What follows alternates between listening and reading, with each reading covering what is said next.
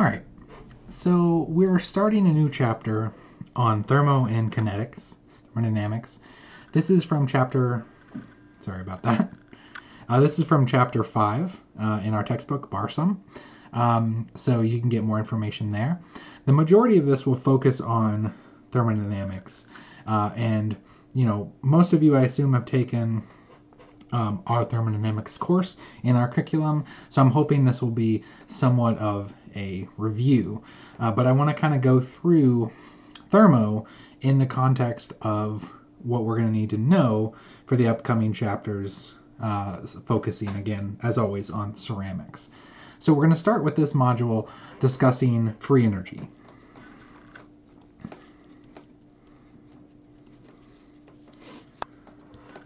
So free energy is a defined, a kind of made up indicator for a chemical system, because if we look at energy content, or what we call enthalpy, that alone is not a good indicator of the equilibrium of a system. And when we talk about equilibrium, we're talking about a system at rest.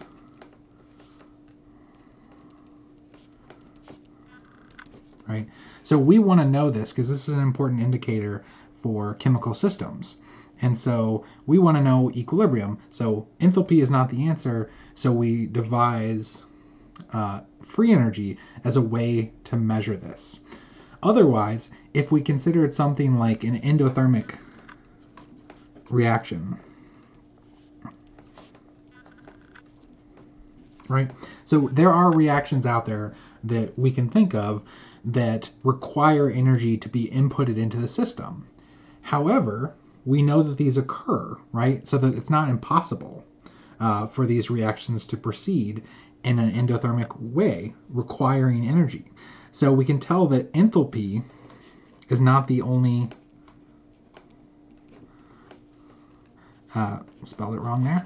Let me start over. So we can tell enthalpy is not the only important indicator.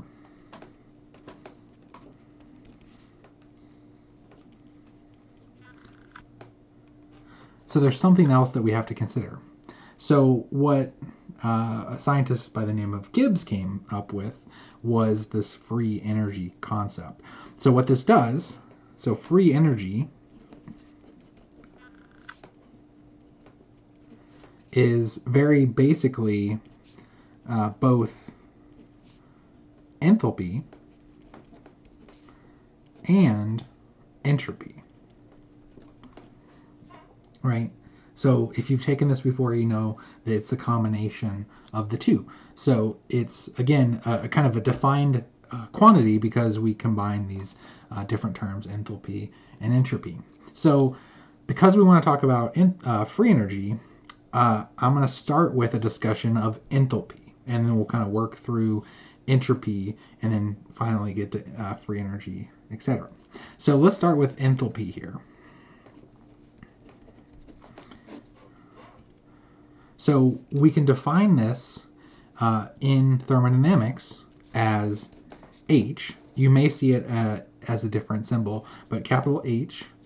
And it itself is a defined quantity. So the equal sign, but with an extra bar, means that we define it that way. So we define it as internal energy plus pressure times volume. So this is internal energy. You might see it as a different symbol, sometimes U, and then this is pressure, and this is volume. So that's how we define enthalpy in this system. So again, sometimes you'll see this as U, depending on your reference for internal energy. All right, so let's look at enthalpy in a little bit more depth now. So one way that we can measure enthalpy is the heat absorbed or released by any substance. Oh, sorry about that. By any substance at constant pressure, and this is a measure of entropy. Or sorry, enthalpy. I misspoke.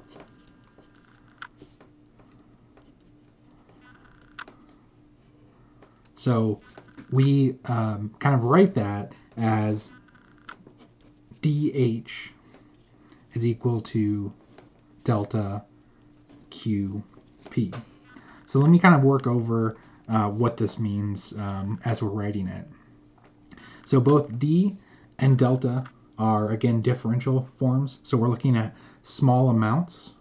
So a small amount of enthalpy change, and then a small amount of heat change from two systems. And the difference in D and delta is because of the idea of a state function. So this is a state function, so it's D, and this is not a state function, so we put the delta. And so this is heat. Q is equal to heat. And then the sub P refers to, when you see the subscripts there, they're referring to what's held constant, so constant pressure. So constant pressure heat, the difference in that is equal to enthalpy H. And so we can't really measure heat absorbed or released directly. So what we do is we can measure heat capacity. So we can measure enthalpy by considering heat capacity. And we call that C. So heat capacity, C, is the ratio of heat. So that's where it gets its connection to enthalpy and heat. So it's heat absorbed by a substance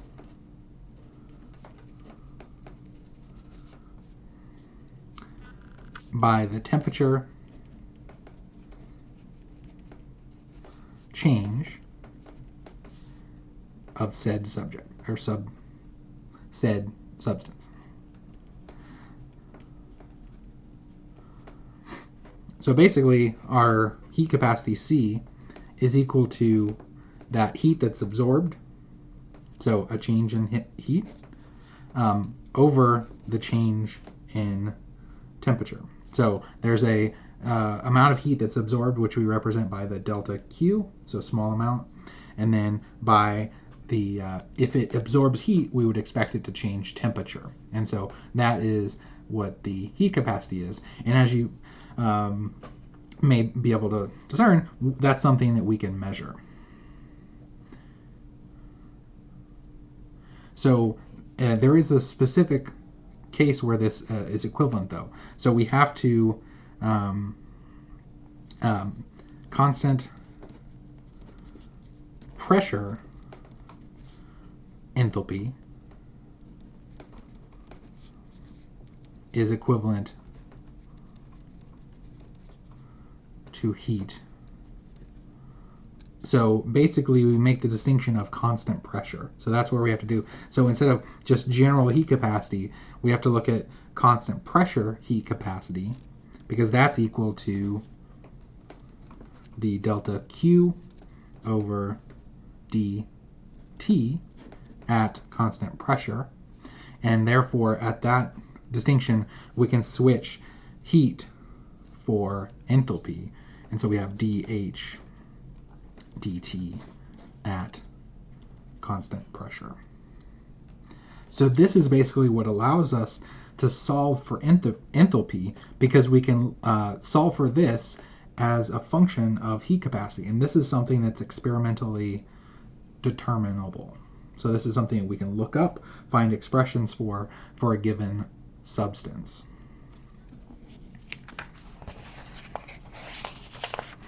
So the way we do that is by rearranging, and maybe I'll leave it up here, is by rearranging that expression to solve for enthalpy. And so if we want to solve for enthalpy content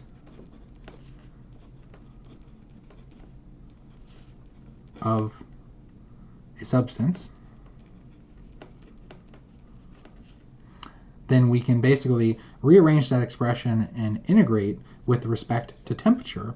And when we do so, we're going to get the enthalpy at a given temperature, T, minus the enthalpy at 298 of formation. So basically the enthalpy of formation at 298 is equal to the integral from 298 to the said temperature T of, so the integral of heat capacity, constant pressure of the compound. And then that's with respect to temperature. So again, this is the enthalpy of formation, and then this is the enthalpy at a given temperature. And we do that by taking the integral of heat capacity with respect to temperature. So just a couple other notes here. So by convention, the enthalpy or formation enthalpy of the elements, of any element, at what we term standard state, and for temperature, that is 298 Kelvin, is assigned a value of 0. So basically, for an element,